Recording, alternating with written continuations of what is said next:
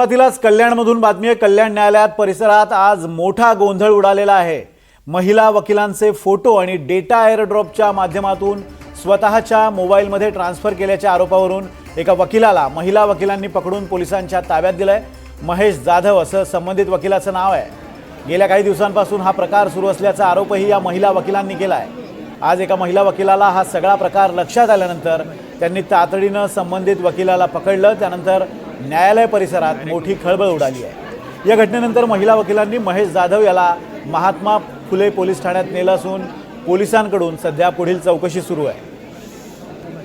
अमजद खान या संदर्भात बोलण्यासाठी आपल्या सोबत आहे। अमजद, हा काय नेमका प्रकार आहे? विनोद सर, कल्याण कोर्टात अतिशय धक्कादायक प्रकार समोर आला आहे की ॲडव्होकेट महेश जाधव याचं नाव आहे। हा जो महेश जाधव आहे, जे सहकारी ज्या महिला वकील आहेत त्यांच्याकडून आयफोन घ्यायचा आणि ए ड्रॉपच्या या ॲपच्या सहाय्याने त्या महिला वकिलांचे जे डेटा फोटो हा आपल्या मोबाईलमध्ये शेअर करायचा। या प्रकरणात एका जे महिला वकिलांनी हे सर्व आज लक्षात आलं तिच्या आणि यांनी या महिला वकिलांनी याची माहिती इतर जे महिला वकील आहेत त्यांना दिली।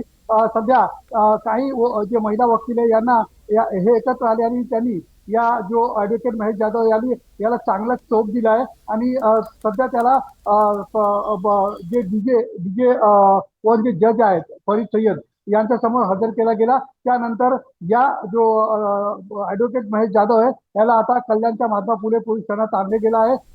आता जी माहिती समोर आली आहे, आतापर्यंत 21 महिला वकिलांचे डेटा यांनी घेतला होता। नक्की महेश जाधव हा डेटा कशासाठी घ्यायचा, फोटो कशासाठी काढायचा याचा आता तपास होणार आहे। मात्र कल्याण कोर्टात या घटनेमुळे एकच खळबळ झाली। जवळपास पाऊण तास कल्याण कोर्टाचे एका प्रकारे काम बंद झाले होते, कारण की सर्व वकील एकत्र आले होते।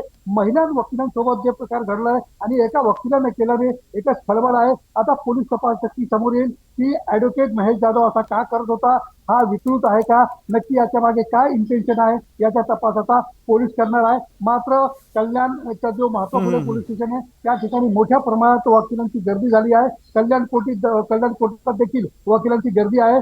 ज्या प्रकारे महिला वकिलांचा राग आहे त्यांनी त्याला बेदम चोप देखील दिली आहे। सध्या आता पुढील तपास सुरू आहे। पोलीस सध्या पुढचा तपास करतात आणि नेमकं असं तो का करत होता ही गोष्ट आता काही वेळानंतर चौकशीनंतर समोर येईल। धन्यवाद अमजद दिलेल्या अपडेट्स बद्दल।